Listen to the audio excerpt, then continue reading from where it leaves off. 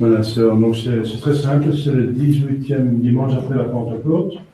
Il y a les 11, puis le 3 comme toujours, avec un chant en honneur de Notre-Dame de Fatima, puisque c'est le 13 octobre aujourd'hui, l'anniversaire de l'apparition, l'apparition la plus importante, donc avec l'image du soleil à Fatima.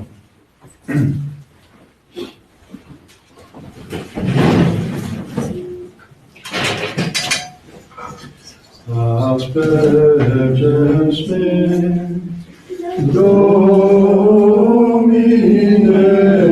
Isopo et Munda, Amavis me,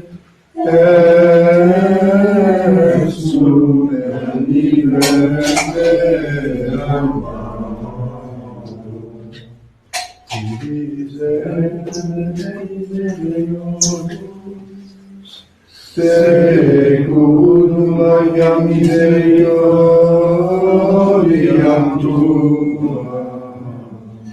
Gloria Patri et Filio et Spiritui Sancto. Sicut erat in principio et nunc et semper et in saecula saeculorum. Amen. Asperges me, Domine, Isopo et Munda,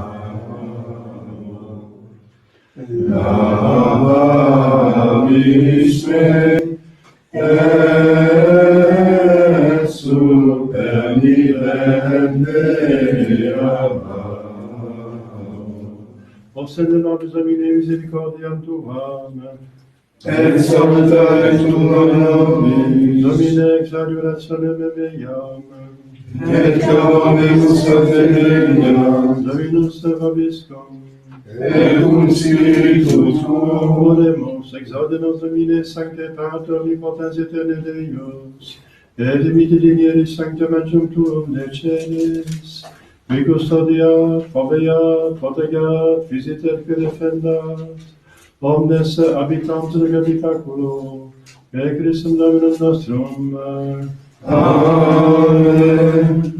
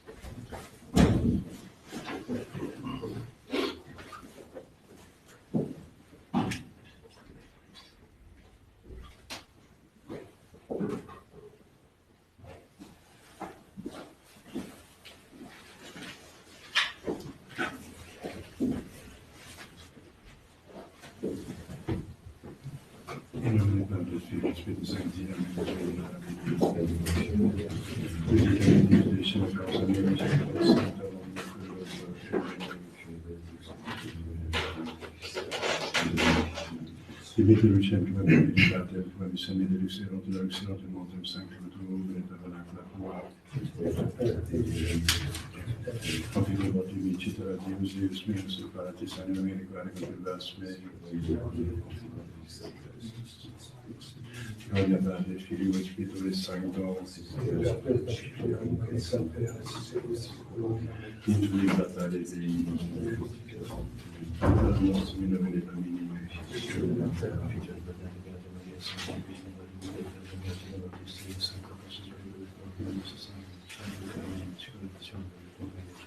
mea culpa, l'azione culpa. Et Dieu fait cordial de Marie, le Saint-Père, Virgin, notre Michel, notre Camille, notre Baptiste, Sempre sopporto lo Spirito del Padre, mise sempre il vostro fiato e della mia memoria. Amen.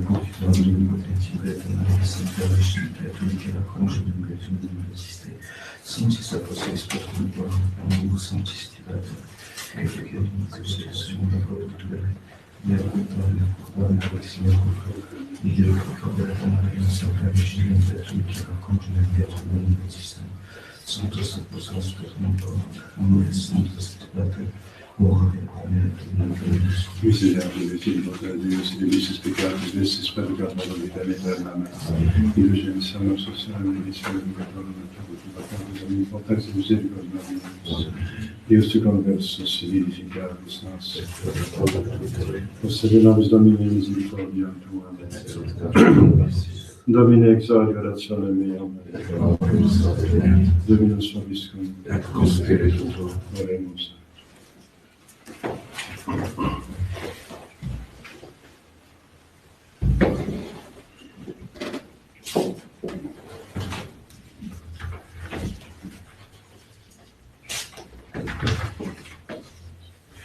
Da pacem Domine sustenentibus de prophets tui fidelis inveniantur, exaudi prece servitu et plebis tuae esse.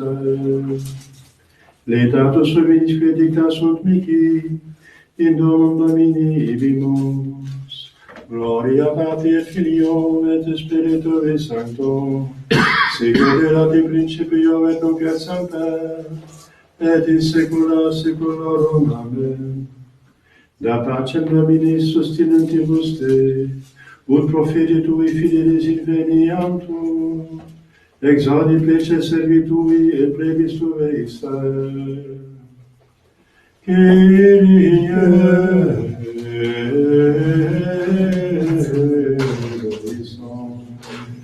Kyrie eleison.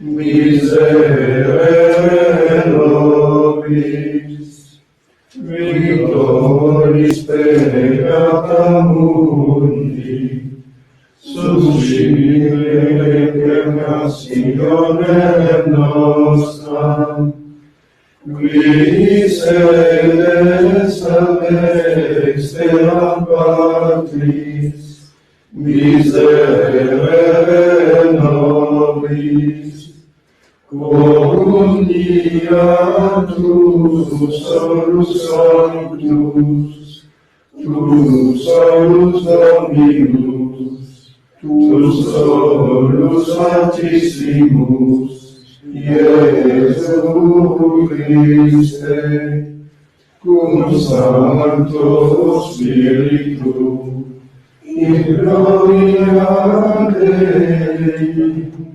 Patris.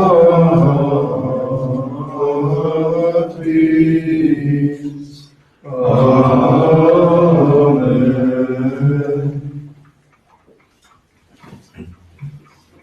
Dominus vobiscum, et cum spiritu tuo, oremus, dirigat cora nostra Christus Domine, tue miserationes operatio, quia tibi sine te facere non possumus, per l'amore nostro Gesù Christum Filium tuum, qui te convivi eterna Trinitate Spiritus Sancte Deus, per omnia saecula saeculorum.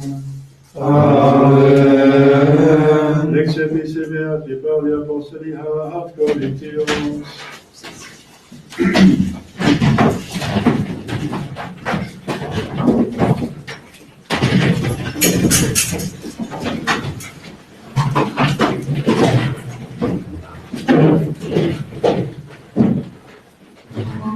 Padre, gracias hago Deo meus, semper pro vobis in gratia Dei, que dates vobis in Christo Iesu, quod in omnibus divites facti estis in illo, in omni verbo et in omni scientia, sicut testimonium Christi confirmatum est in vobis, ita ut nihil vobis desit ulla gratia, expectantibus revelationem Domini nostri Iesu Christi, qui et confirmabit vos in finem sine crimine, in die adventus Domine nostri Iesu Christi.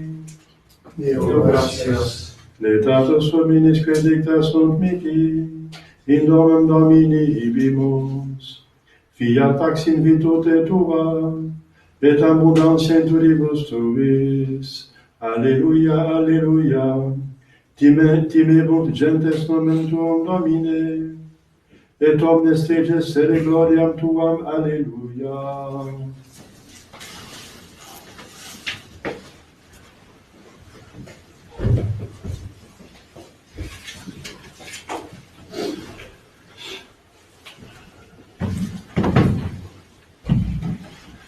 Dominus vobiscum, et cum spiritu tuo, sequentia Sancti Evangelii, secundum Matteo. gloria tibi Domine. In illo tempore, ascendens Iesus in aficulam, transfretavit, et venit in civitatem sua. Et ecce offerebant ei paralyticum, iacentem in lecatum.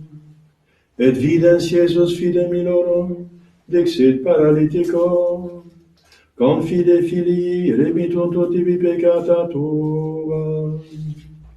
Et ecce quidam describis dixerunt intra se, icque blasphemas. Et convidis et Iesus cogitationes eorum dixit, ut quid cogitatis mala in codibus vestris, quid es facilius dicere, dimittunt tibi peccata tua, andicere surge et ambula.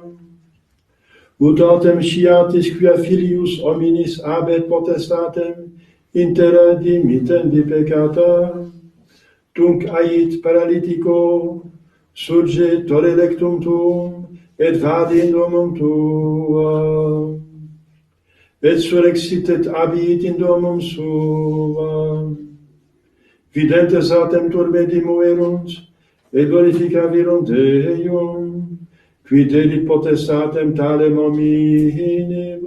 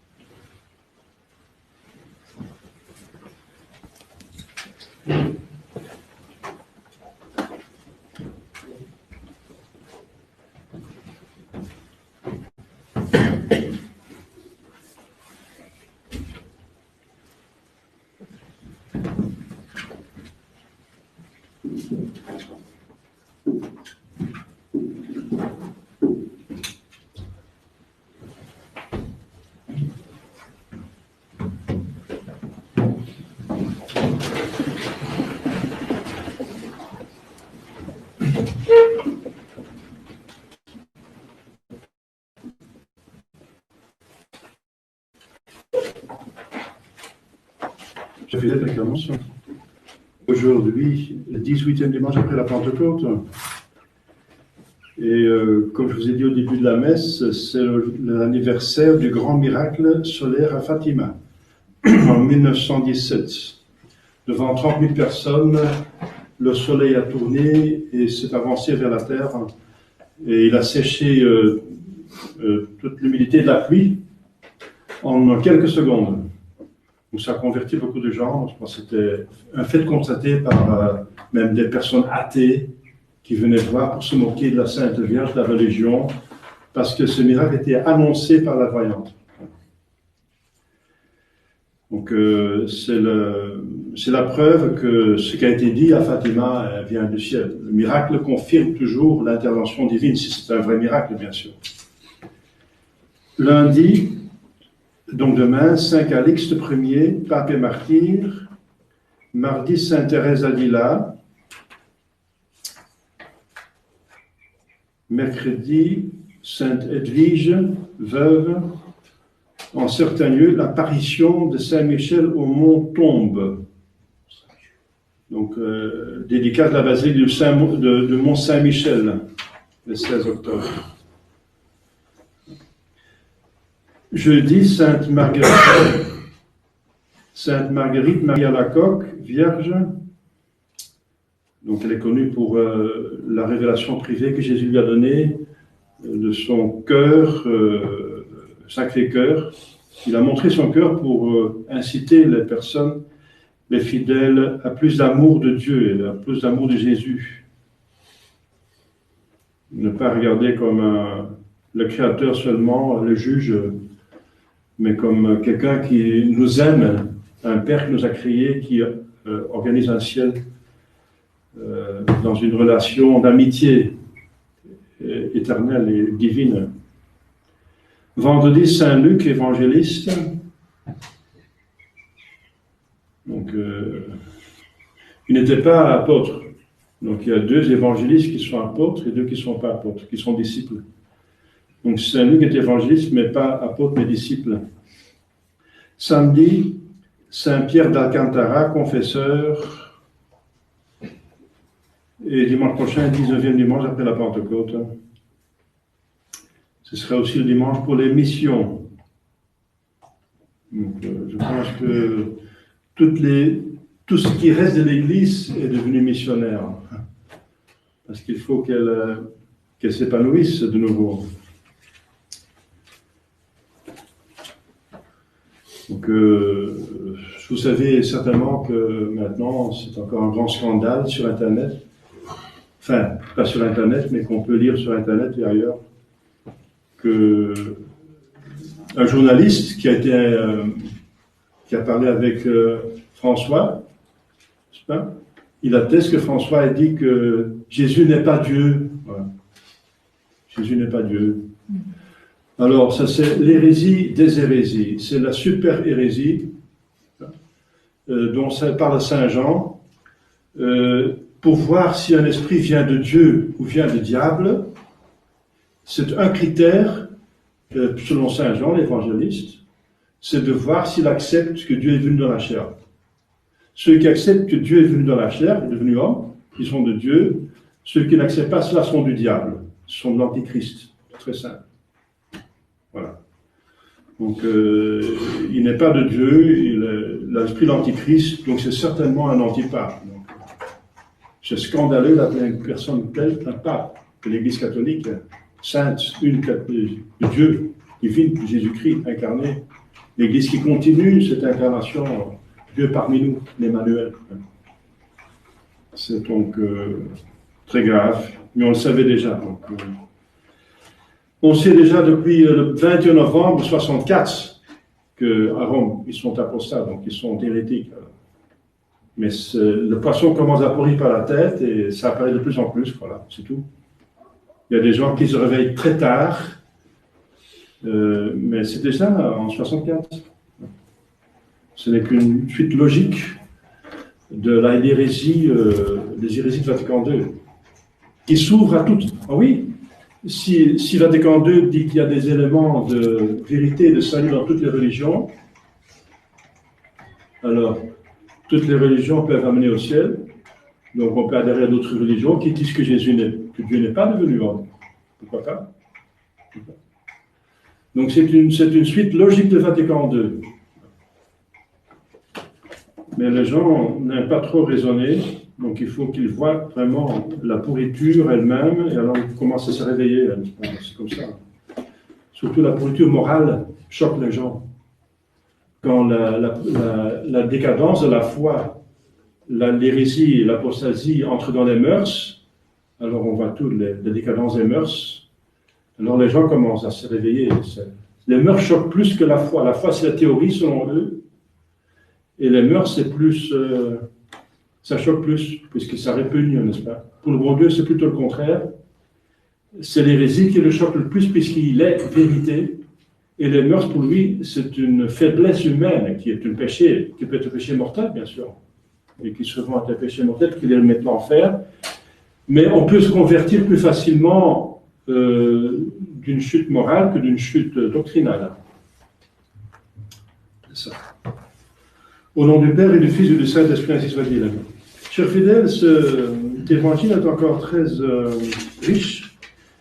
C'est encore un miracle que fait notre Seigneur Jésus-Christ. Il en fait plusieurs, parce que d'abord, il regarde dans le cœur de ces paralytiques, il voit qu'il a contrition de ses péchés et que cette maladie, cette paralysie, à cause est une suite du péché. En général, toute maladie est venue par le péché, d'Adam et Ève. Dans le paradis terrestre, il n'y avait pas de maladie. Donc tout péché et tous les problèmes, toutes les croix ont commencé avec la chute, avec le péché. Mais pas chaque péché en particulier a directement une influence sur une maladie particulière. Mais en général, toutes les maladies, tous les malheurs viennent du péché, en général. Hein? Sinon, on était dans le paradis terrestre et on allait dans le paradis céleste, au ciel. Donc, il n'y avait pas de problème, pas de croix, pas de maladie, pas de rien. Tout allait bien. C'est un paradis, deux paradis.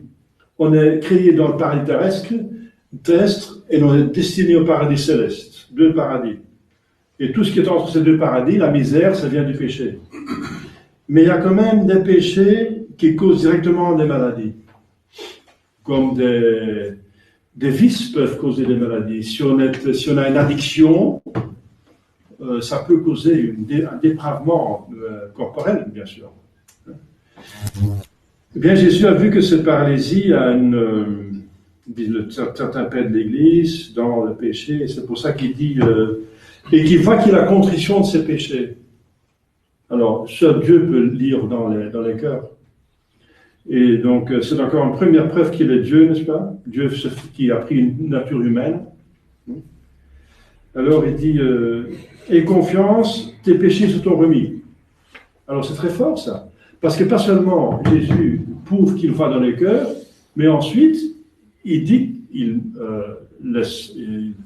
montre, il exprime qu'il a le pouvoir de remettre les péchés, ce qui appartient seulement à Dieu. Donc en disant cela, indirectement, il affirme qu'il est Dieu. Dans une forme humaine, dans un corps, une âme humaine. Deux natures, une personne divine qui prend une deuxième nature, une nature humaine. Alors, des scribes disaient intracés en eux-mêmes, ils pensaient par eux, ils disaient en eux-mêmes, ça veut dire ils pensaient, ils blasphèment. Parce que c'est un homme, et il dit qu'il peut remettre les péchés. Un homme ne peut pas remettre les péchés, seul Dieu peut le faire. Donc c'est un blasphématoire, il a fait un blasphème, il blasphème. Et Jésus répond, qu'est-ce que vous pensez dans vos cœurs? Donc encore, il prouve encore sa divinité en leur répondant à leurs pensées. Donc, il prouve donc qu'il connaît leurs pensées. Il dit, qu'est-ce que vous pensez de mal dans vos cœurs? Qu'est-ce qui est plus facile de dire, vos péchés sont remis, ou dire à un paralytique, lève-toi et marche? Et pour prouver que le Fils de l'homme a pouvoir sur terre pour remettre les péchés, il dit, relève-toi. Il fait les miracles que Dieu seul peut faire. Alors, je vous ai raconté, je vous ai expliqué plusieurs fois ce terme Fils de l'homme. Pourquoi Jésus s'appelle Fils de l'homme? Je vais encore répéter une xème fois, n'est-ce pas? Surtout pour les nouveaux. Si Jésus se nomme par préférence Fils de l'homme, c'est parce que quand il se nomme Fils de l'homme, au singulier, Fils de l'homme, il se définit parmi les trois personnes divines et parmi les hommes sur terre. Il n'y a qu'une personne divine qui est venue fils de l'homme, qui s'est fait homme. C'est la deuxième personne. Donc là, il est défini parmi la Sainte Trinité. Mais aussi sur terre, il est défini. Parce que c'est le seul cas qui vient d'une seule personne humaine, qui n'a une mère, mais pas de père. Donc il est fils de l'homme au singulier. Voilà. Donc s'il dit le Fils de l'homme, il n'y a qu'un seul cas, une seule personne qui correspond à cette dénomination. Et c'est lui. Voilà. Voilà, alors, mais je vais me restreindre à un seul petit point. Ça veut dire, qu'est-ce que vous pensez à l'intérieur? Les péchés intérieurs. Le péché, ce n'est pas seulement un acte qui va contre les commandements de Dieu, mais aussi, selon Jésus-Christ, et même selon l'Ancien Testament, des pensées. Il y a des péchés intérieurs qui ne sont pas des actes extérieurs, mais intérieurs, et qui peuvent être mortels, et qui peuvent mériter l'enfer. C'est une des raisons pourquoi il faut un jugement général dernier. On sera jugé 2 fois, directement après la mort, bien sûr, parce que celui qui a mérité le ciel doit aller directement au ciel. Ça n'a pas il n'y a pas de raison pour laisser attendre quand il mérite le ciel. Et la même chose pour celui qui mérite l'enfer, ou le purgatoire.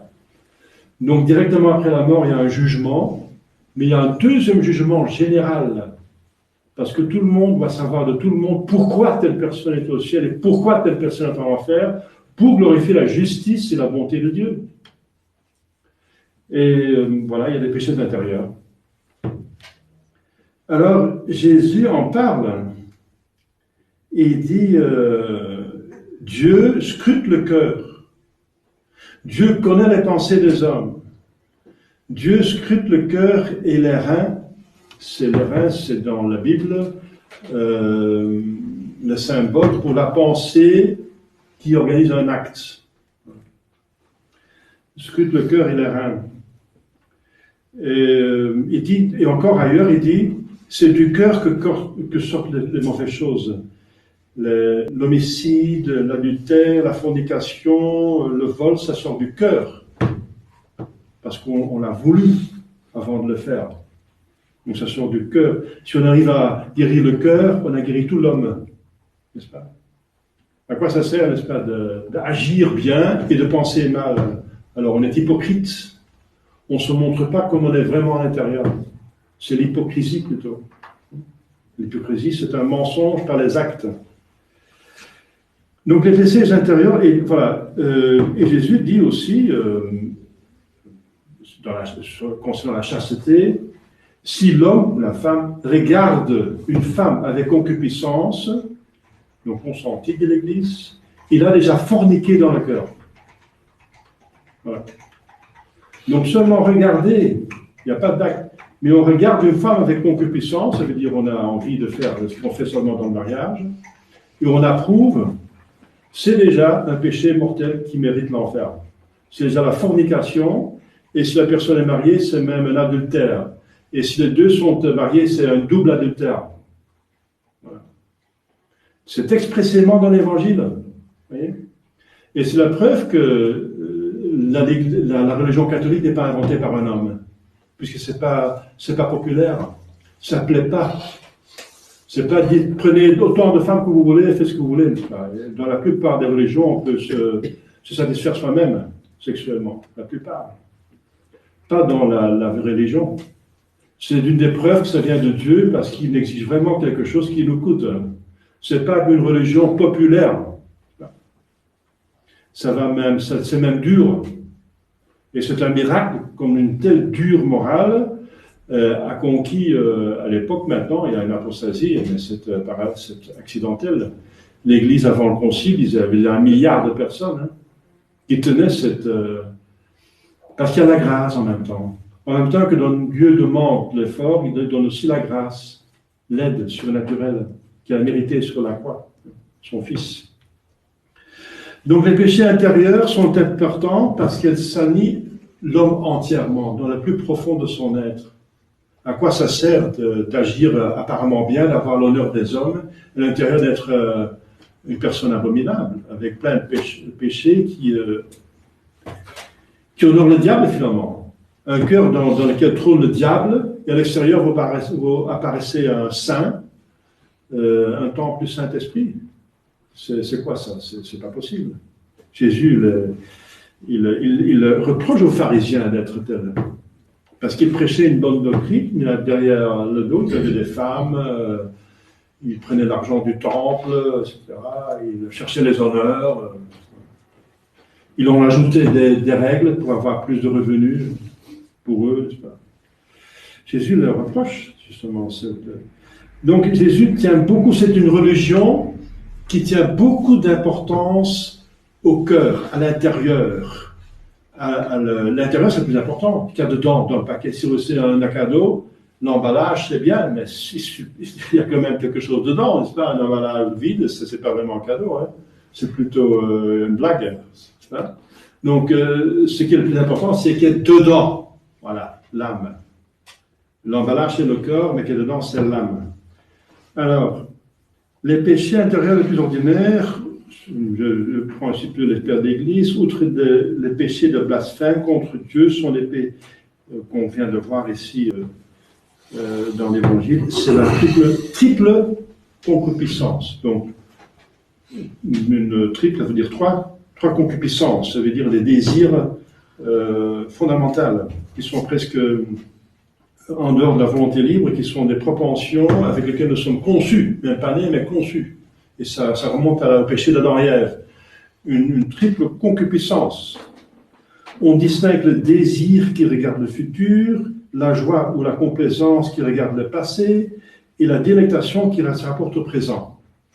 Donc on peut pécher de 3 façons avec des péchés intérieurs. Il y a un péché grave toutes les fois qu'il y a une pleine advertence et l'entier consentement, bien sûr, parce qu'on n'est pas responsable pour qu'il échappe à notre contrôle. On ne peut pas être jugé pour des choses qui ne sont pas en dehors de notre domination. Donc, advertence, consentement, avec d'ailleurs la gravité de la matière. S'il y a ces 3 points, il y a un péché mortel, ça veut dire qu'il tue l'amitié avec Dieu et qu'il limite l'enfer. Parce que le ciel, c'est une amitié avec Dieu. Et si on casse l'amitié, il n'y a plus le ciel. Donc, 3 choses. Pleine conscience, on sait de quoi il s'agit, et on sait que c'est un péché mortel, que c'est matière grave. Entier consentement, et matière grave. Voler 5 euros, c'est pas bien, c'est un péché, mais c'est pas un péché mortel, bien sûr. Donc il faut une matière grave pour un péché mortel.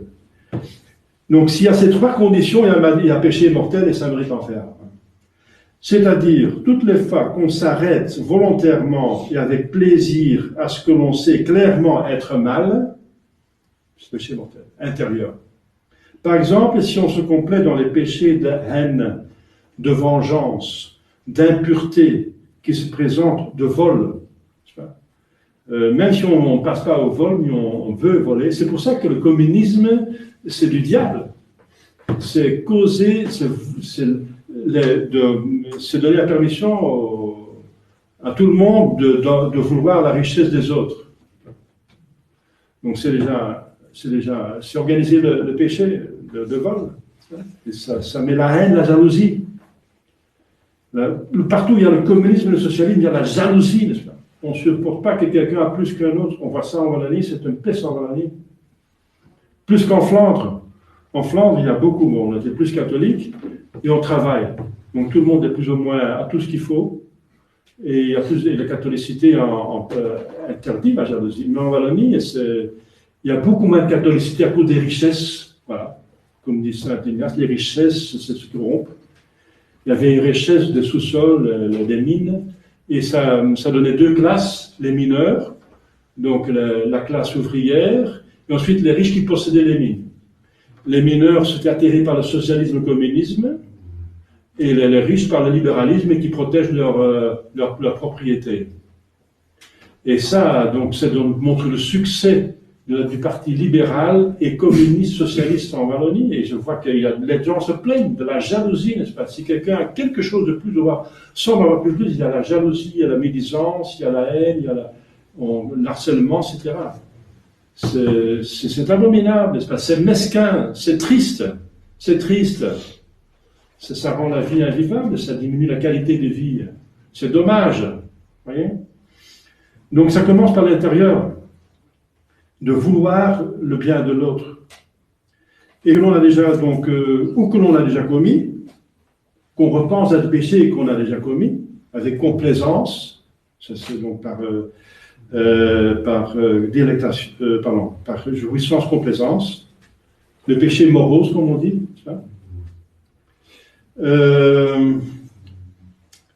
ou que l'on voudrait commettre si on avait l'occasion. C'est pour le futur. C'est la délectation. Non, pardon, le désir. Donc, Jésus le dit, hein, celui qui voit une femme, je viens de dire, celui qui voit une femme et qui veut avoir des rapports avec elle sans être marié, il a déjà forniqué dans le cœur. Ces différentes sortes de péchés intérieurs doivent être déclarés en confession, selon que la volonté s'y accomplit et selon la nature de leur objet. Si c'est une tentation, bien sûr, il y a une attirance naturelle entre l'homme et la femme. Et après la chute d'Adam et Ève, on l'a pas tellement sous contrôle. Adam et Ève avaient sous contrôle total. Mais nous pas. Mais c'est autre chose de sentir une attirance à une femme ou une femme à un homme, et autre chose de consentir et de s'y délecter. C'est la deuxième chose qui est péché. La première chose, c'est une tentation. On est tenté. Et si vous voulez, mariez-vous avec elle, hein, alors il n'y a plus de problème, mais si c'est possible. C'est pas, sinon, maîtrisez-vous. Hein. Et évitez les occasions de péché, c'est tout. Donc, pensez à autre chose. La tactique de la chasteté, c'est la fuite. Pensez à autre chose. Commencez à prier, pensez à autre chose. Que le diable ne vous trouve pas oisif. Voilà. Alors, il y a une double illusion à éviter par rapport à cette espèce de péché. C'est la première et propre aux âmes scrupuleuses ou timorées. C'est de croire que toute mauvaise pensée qui leur vient à l'esprit est péché et de s'en troubler. Or, ce n'est pas la mauvaise pensée, comme je viens de dire, mais ce consentement donné qui fait le péché. Nous, le mot de sit peccatum, sit non sit voluntarium, dit Saint Grégoire le Grand, le pape. C'est le 7e siècle, Saint Grégoire le Grand. Il y a, nous le mot de, il n'y a aucun péché, rien, zéro, nul, s'il n'y a pas de volontaire dedans. Voilà. même si la chose est pécamineuse, de se sentir attiré par une femme avec laquelle on n'est pas marié sexuellement, et vice-versa. C'est pécamineux, mais ce n'est pas un péché. Et c'est là l'erreur de Luther. Luther ne fait pas de distinction. Si on ne fait pas la distinction, on est foutu, excusez-moi, on est foutu. C'est une des raisons du modernisme et du libéralisme, des hérésies. Luther était un nominaliste, l'erreur qui s'est installée après saint Thomas, et il ne faisait pas la distinction, il ne traitait pas, l'homme c'est un, l'homme est un. Non, l'homme est un composé, très compliqué. Il y a plusieurs degrés, plusieurs niveaux, etc. Et il disait, voilà, je ne peux pas m'empêcher de me sentir attiré par les femmes, etc. Donc je suis pécheur. Puisque je suis pécheur, voilà, péchons alors, à volonté, mais croyons encore plus qu'on est sauvé par Jésus-Christ qui est mort pour nous. Voilà. Péchez fortement, mais croyez encore plus fortement. C'est Luther. Mais c'est horrible. Ouais. Il n'a pas fait la distinction, et bien effectivement, il a trouvé la concupiscence en lui. Mais il est partout, il est chez tout le monde. Chacun de nous est tenté par le dehors, aussi par l'intérieur, par des mauvaises penchants. On est attiré parfois des tendances à faire des choses qui ne sont pas bien, alors il faut les... Justement, mais ça ne veut pas dire que vous êtes pécheur. Alors il n'a pas fait la distinction, il est tombé dans l'erreur. Voilà. C'est entre parenthèses. Hein. Donc vous voyez que le poisson commence à pourrir par la tête.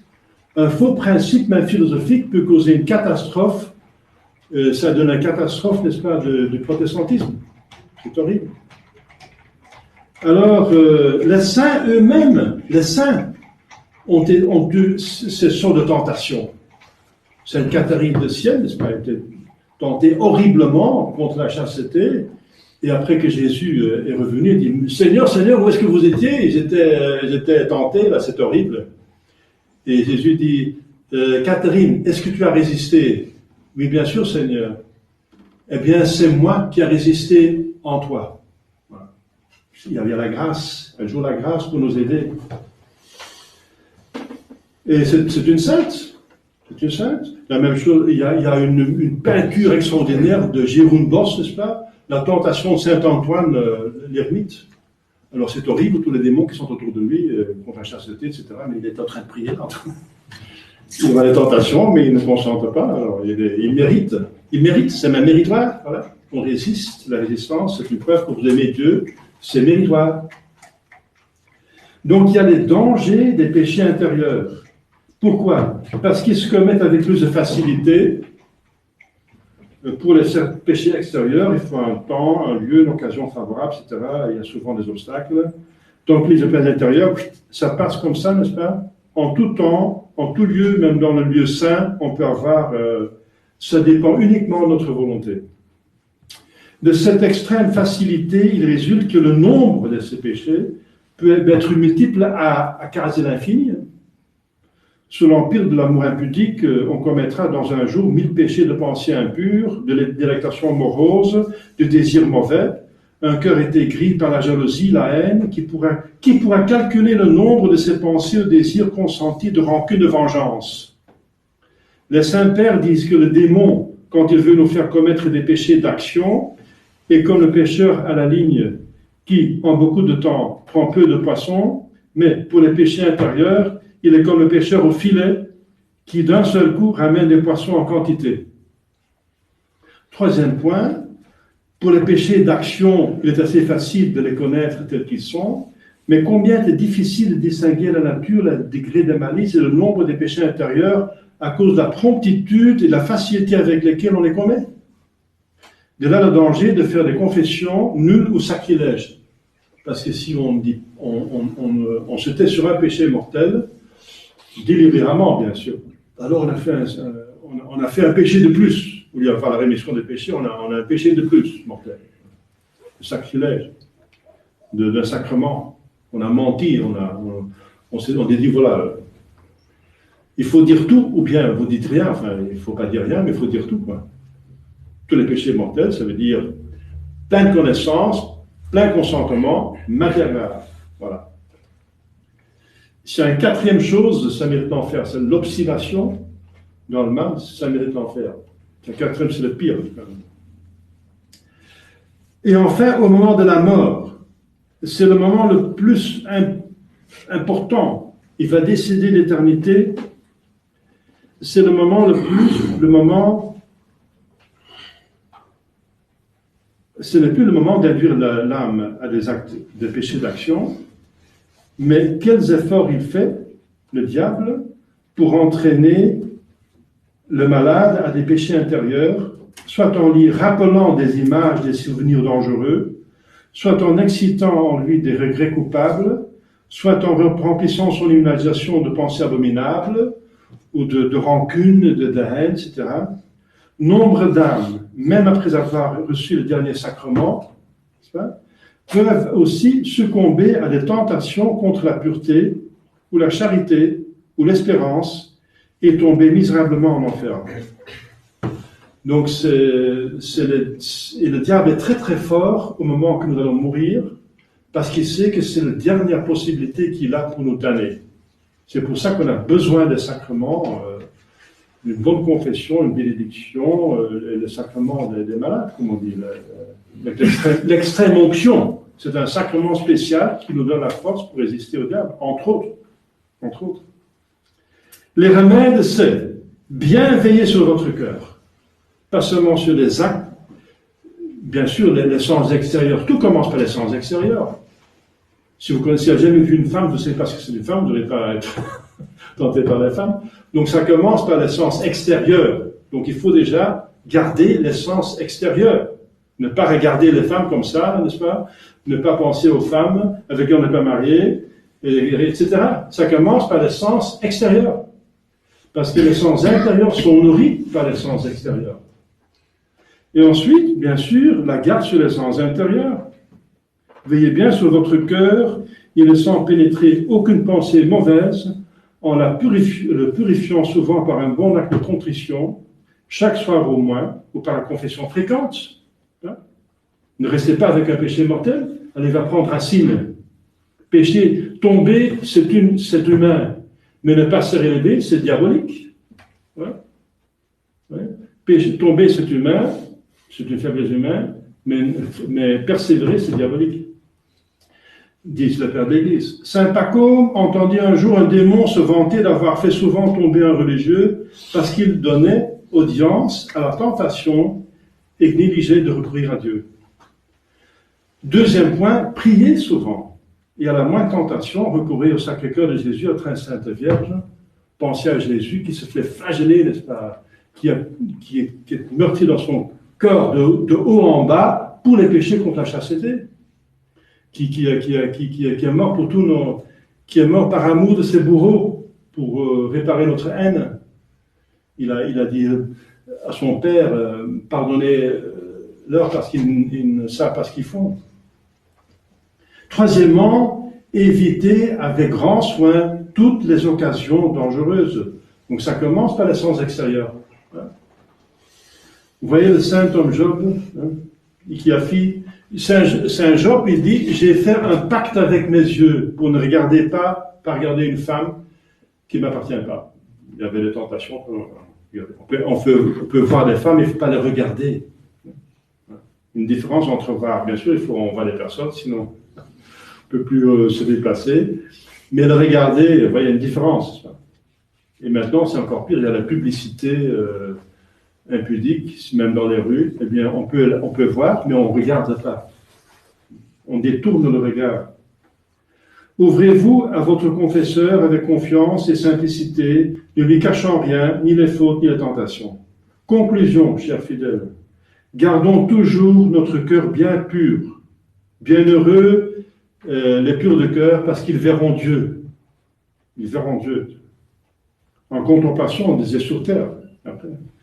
Car il est le tabernacle, le cœur est le tabernacle de notre Seigneur, par le baptême, qui a promis au cœur pur l'éternelle vision et possession de Dieu.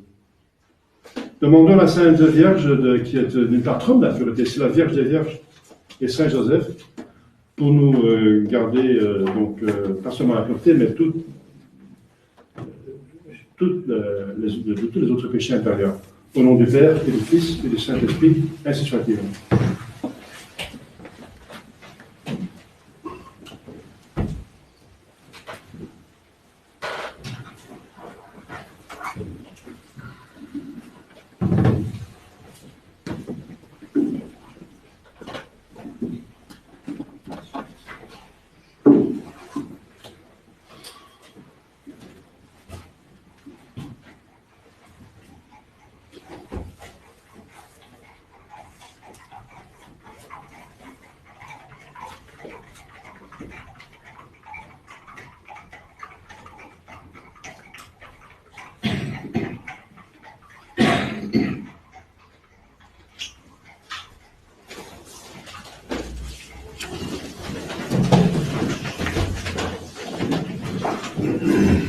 credo in nome Deum. Pater omnipotentem, factorem celi et terrae, visibilium omnium, et invisibilium, et in unum Dominum Iesum Christum, Filium Dei unigenitum, et ex Patre natum, ante omnia saecula, Deum de Deorum et de lumine, Deum verum et Deum verum, genitum non factum, consubstantialem Patri, per quem omnia facta sunt, qui poter nos homines, et poter nostram salutem, decedit exteris, et ulamatus et Spiritus Sanctum, est Maria Virgine, et Dominus Factus est, Crucifixus essiam pro nobis, sub Pontio Pilato, passus et sepultus est, et resurrexia die, secundum Scripturam, et ascendit caelum, sed ad dexteram Patris, et iterum venturus est cum gloria, judicare vivos et mortuos, cuius ei non erit Filis, et in Spiritum Sanctum Dominum, et vivificantem, qui ex Patre Filioque procedi, qui cum Patre et Filio simul adoratur, et cum glorificatur, qui locutus est per profetas, et duram sanctam catholicam, et apostolicam ecclesiam, confiteor unum baptisma, in remissionem peccatorum, et expecto resurrectione mortuorum, et vitam venturi seculi.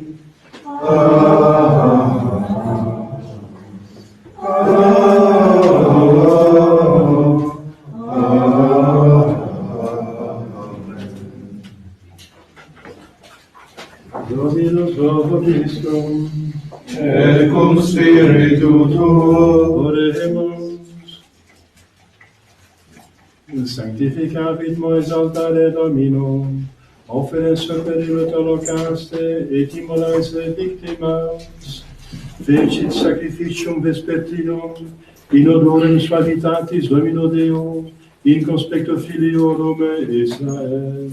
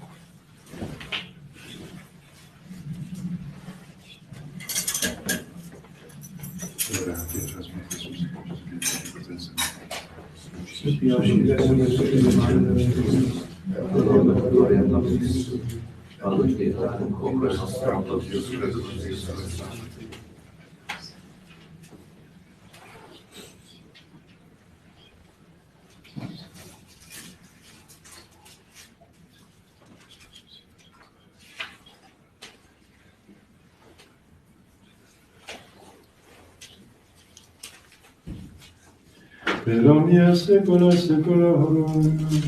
Amen. Dominus vobiscum. Et cum spiritu tuo. Sum corda. Habemus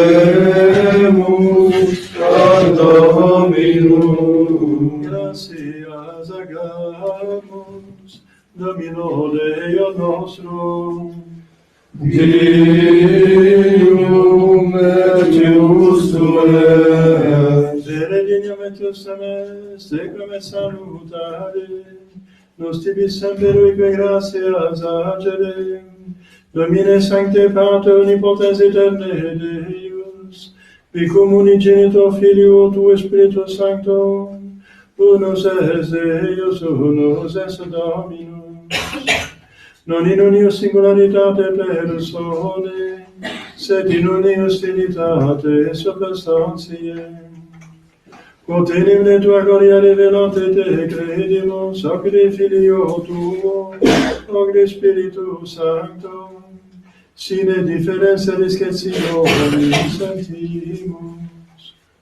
Ut in confessione vere sempiterne credeitates, et in personis proprietas, et in essentia unitas, et in maestatia de qualitas. Quam laudat angeli atque arcangeli, cherubim quoque seraphim, qui noces sanctamare quotidie, una voce dicentes.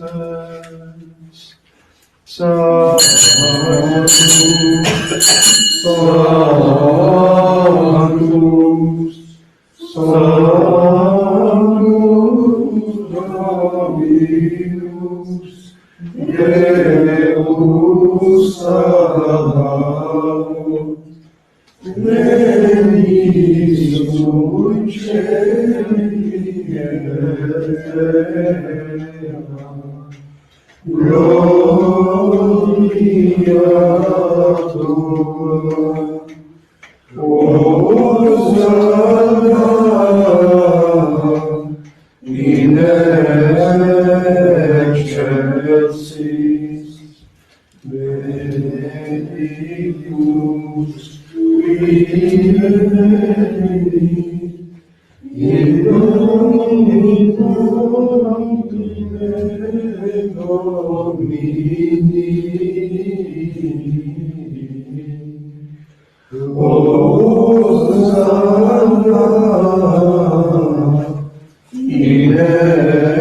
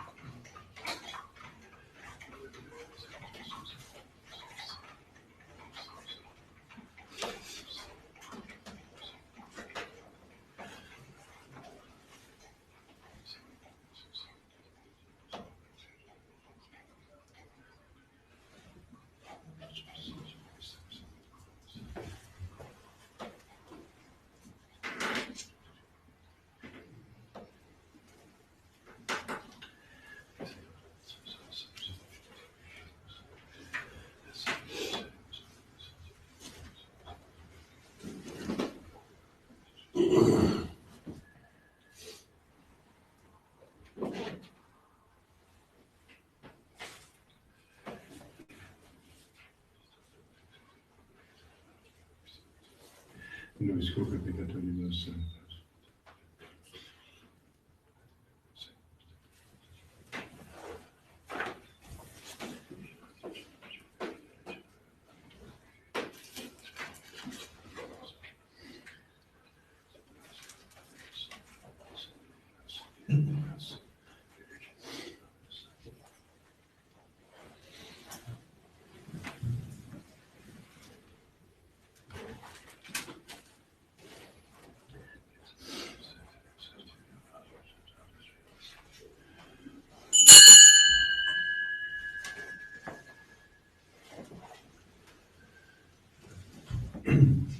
Per omnia saecula saeculorum. Amen. Oremus, Christus salutaribus politi, et divina institutione formati audemus dicere. Pater noster, qui es in celis, sanctificetur nomen tuum, adveniat regnum tuum, fiat voluntas tua, sicut in cielo et in terra. Panem nostrum quotidianum da nobis hodie, et dimitte nobis debita nostra, sicut et nos dimittimus debitoribus nostris, et ne nos inducas in tentatione, Sed libera nos a malo.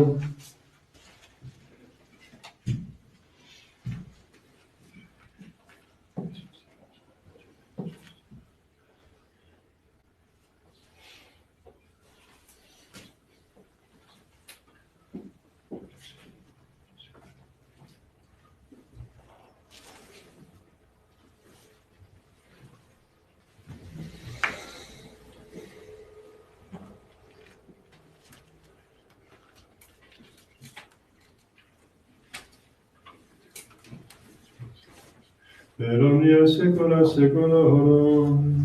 Amen. Pax Domini sit semper vobiscum. et cum spiritu tuo.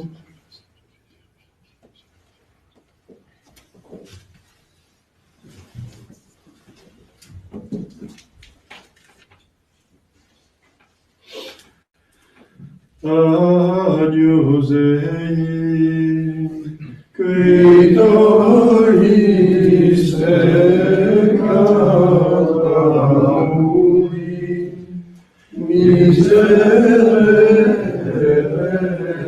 nobis.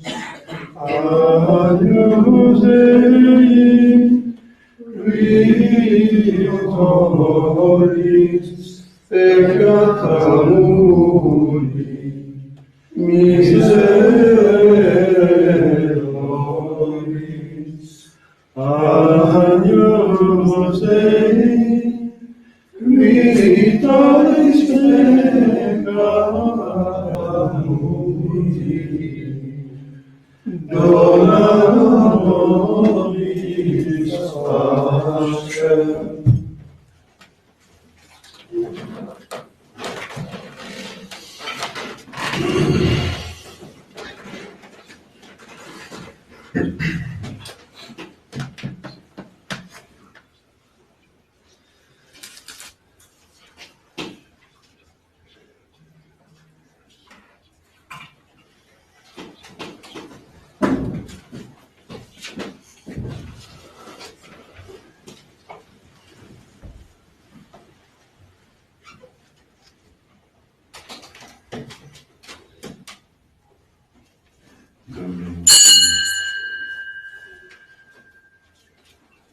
Domine nostro. Domine nostro.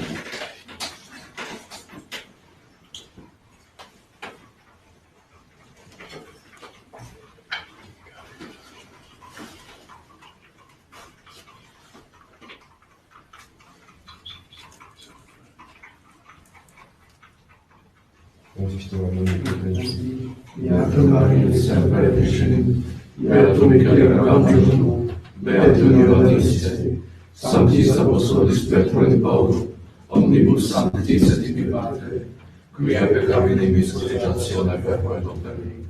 Mea culpa, mea maxima culpa. Ideo precor Beata Maria, sempre vicine, Beatum Michael Arcangelo, Beatum Ioannem Baptista, Sanctus Apostolos Petro et Paulo, omnes sanctos et cathare, orare pro me Antoninum Deum nostrum. Misericorde Messia Patris Deus et missis peccatus vestis peccator et vitam aeterna. Amen. Indulgentia nostra et spera redenzione peccatorum et sorortiva probis, omnipotens et Deus Dominus. Amen. Ecce Dei executor peccata mundi. Domine nostrum Dignus ut in resurrectum meum, sed tantum dicere sanabitur animae. Domine nostrum Dignus ut in resurrectum meum, sed tantum dicere sanabitur animae. Domine nostrum Dignus ut in resurrectum meum, sed tantum dicere sanabitur animae.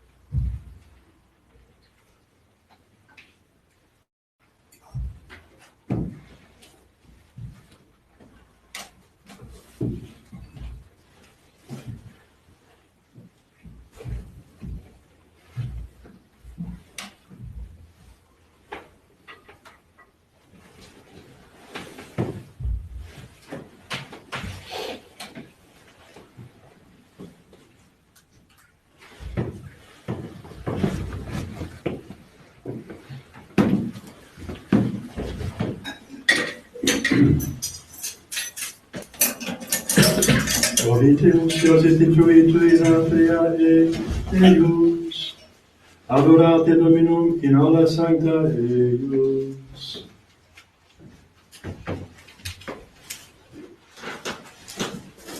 Dominus vobiscum, et cum spiritu tuo. Oremus.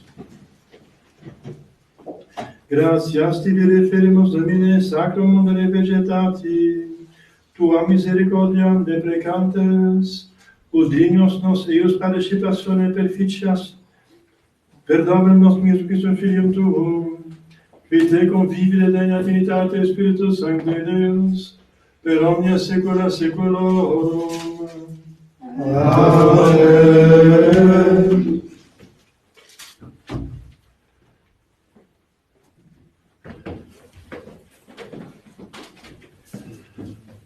Dominus vobiscum, Et cum spiritu tuo. ite misas. Deus gratias.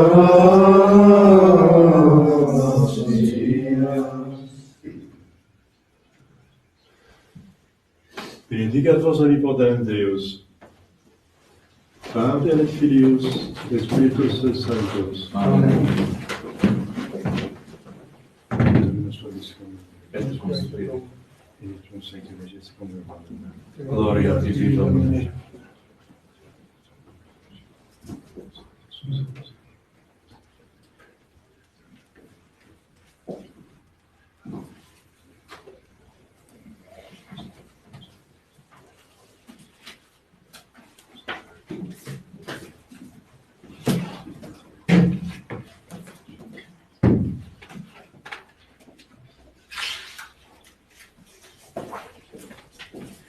Je vais donc faire un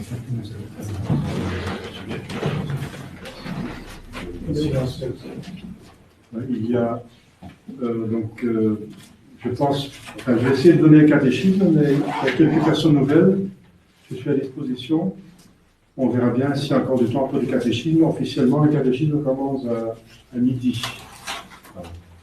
Encore une petite remarque, on se met à genoux quand on reçoit un sacramental. Par exemple, l'absolution à la communion après le confiteor, ou bien quand on reçoit la bénédiction dernière, on se met à genoux pour reconnaître que ça vient de Dieu. La génuflexion, c'est une connaissance de Dieu, du Créateur. Merci. Domine, salva facles nostra Philippum, et exordine enseigné, quam compatibimus Dei. Domine exaudulationem meiam, Et clamor meus interveniat, Dominus vobiscum, et cum spiritu tuo, Oremus, Deus cui omnis potens dignitas famulatur, affam tuis nos et Filippo prosper unitatis effectum, in facebit et timea divius pacere contenda, per Christum Dominum nostrum. Amen. Divinum auxilium semper nobiscum. Amen. Dans la Longue grève sur un arbrisseau, la l'avant-lumière par compassion. Ave, Ave, Ave Maria, Ave, Ave, Ave Maria. C'est la Vierge Mère qui, pour nous sauver, descend sur la terre et vient nous parler. Ave, Ave, Ave Maria, Ave, Ave, Ave Maria. Des maux de la guerre, le monde souffrait, et l'Europe entière en son se montrait. Ave, Ave, Ave Maria, Ave, Ave, Ave Maria. À combattre, ce sont nos péchés. Aux trois petits pâtres, Marie dit prier.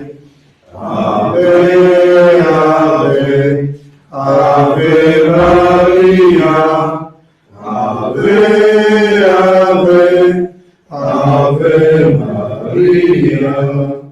Priez pour le monde rempli de pécheurs, que la grâce abonde dans les pauvres cœurs. Ave, Ave, Ave Maria, Ave, Ave, Ave Maria. Par vos sacrifices, payez la tribut, soyez les prémices de l'humain salut. Ave, Ave, Ave Maria, Ave, Ave, Ave Maria. Disons le rosaire, convertissons-nous, au ciel notre mère nous conduira tous. Ave, Ave, Ave Maria, Ave, Ave, Ave Maria. Joyeuse lumière, brillant dans la nuit, notre cœur espère, en vous il se fit. Ave, Ave, Ave Maria, Ave, Ave, Ave Maria. Mère de la grâce, salut des pécheurs, efface les traces de tant de noirceur. Ave, Ave, Ave Maria, Ave, Ave, Ave Maria. Vous êtes la route vers ce qui est beau, écartez le doute, l'effroi du tombeau. Ave, Ave, Ave Maria, Ave, Ave, Ave Maria, céleste refuge des jours de douleur, à l'heure où Dieu juge, rendez-nous vainqueurs. Ave, Ave, Ave Maria, Ave, Ave, Ave Maria, étoile brillante, menez-nous enfin vers l'or éclatante du beau jour sans fin. Ave, Ave, Ave Maria, Ave, Ave, Ave Maria.